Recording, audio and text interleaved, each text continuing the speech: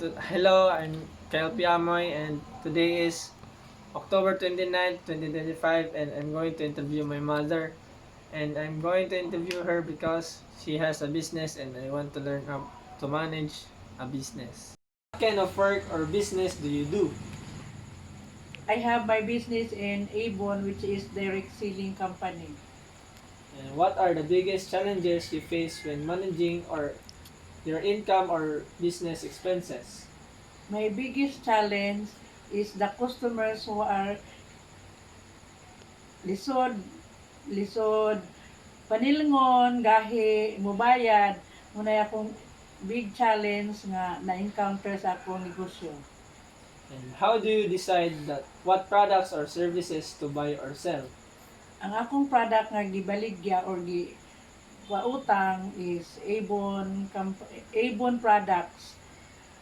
How do price changes or inflation affect your daily decisions?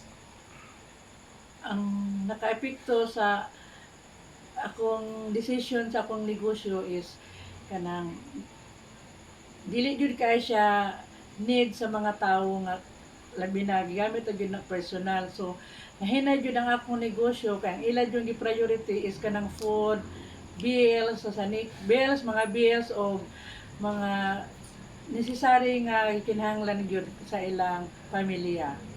So nakaepekto ang akong negosyo gumikan kay dili jud siya kinahanglan nun nga priority.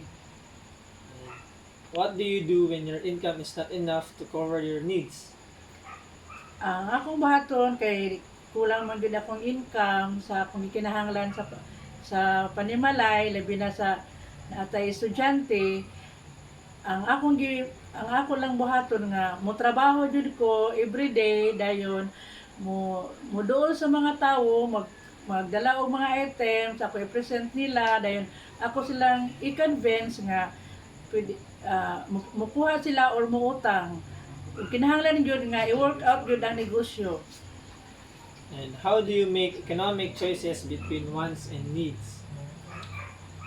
Ang ato yung gikinahanglan is ang ato man yung panginabuhi. So ang ato yung i-priority nga labi na mga ambisyon tata nga mo pa ito mga gadgets, mga mahalong gadgets pero ato lang sa yung i-prioritize ang gikinahanglan gyud kaayo labi na sa mga natay mga anak, nga mga estudyante, ganahan daw ta kung pa ito mga cars, mga mahalon nga gamit pero ako sa yung isit aside, una jud nako ang akong pamilya. And last question is, what advice would you give to young people about managing money or running a small business? Ang akong advice sa mga batanon karon nga kanang gamiton jud tarong ang kwarta dili sa gyud magpasagad og gasto-gasto ilabi na nga karong panahon na mahal kaayo ang palaliton og ang pagpanginabuhi lisod kaayo nimo pangitaon ang kwarta. Ang busang ako advice nga careful gyud sa paghawid sa kwarta dili mag-inom-inom, maglakwatsa. Okay. So that's it. Thank you.